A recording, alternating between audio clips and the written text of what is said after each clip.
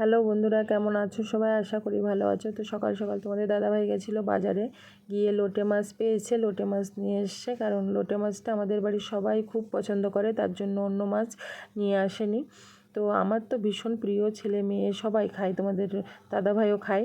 আর মাছটা আজকে কিন্তু অনেকটাই ফ্রেশ মাছ আর তেমন টাটকা মাছ।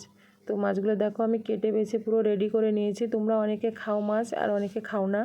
তো এই মাছটা যারা খাও তারা তো জানোই এই মাছের টেস্ট কেমন হয়।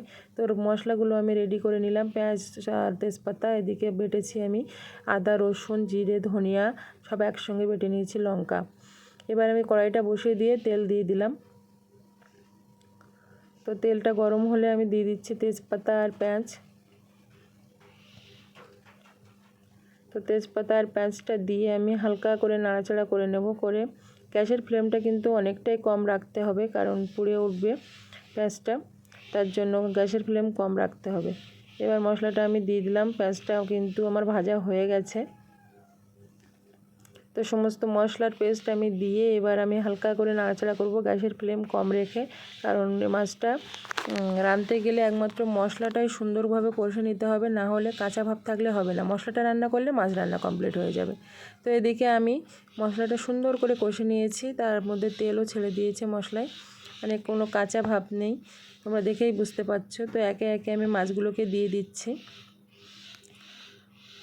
দেখো বন্ধুরা, সমস্ত মাছগুলো আমি একে একে দিয়ে নেব, নিয়ে হালকা করে আমি নাড়াচাড়া করব, কারণ এই মাছটা কিন্তু অনেকটাই নরম, ভেঙে যায়। তো তার জন্য সমস্ত মশলার সঙ্গে মাছগুলো একদম মাখা মাখাভাবে মেখে নিতে হবে হালকা আছে। দেখো, তো আমি এবার হালকা করে গ্যাসের ফ্লেমটা একটু জোর করে দিলাম, কারণ মশলার সঙ্গে মাছগুলো সুন্দরভাবে ফ্রাই হবে আর সমস্ত মশলা মাছের মধ্যে পৌঁছে যাবে। তো এবার আমি একটা ঢাকনা দিয়ে ঢেকে নেব। তো দেখো বন্ধুরা, গরম গরম রেডি আমার লোটে মাছের তরকারি। তো কেমন হয়েছে, কালারটা দেখো বন্ধুরা, অসাধারণ হয়েছে। তো কেমন লাগলো অবশ্যই জানাবে, যারা খাওনি অবশ্যই খাবে। টাটা।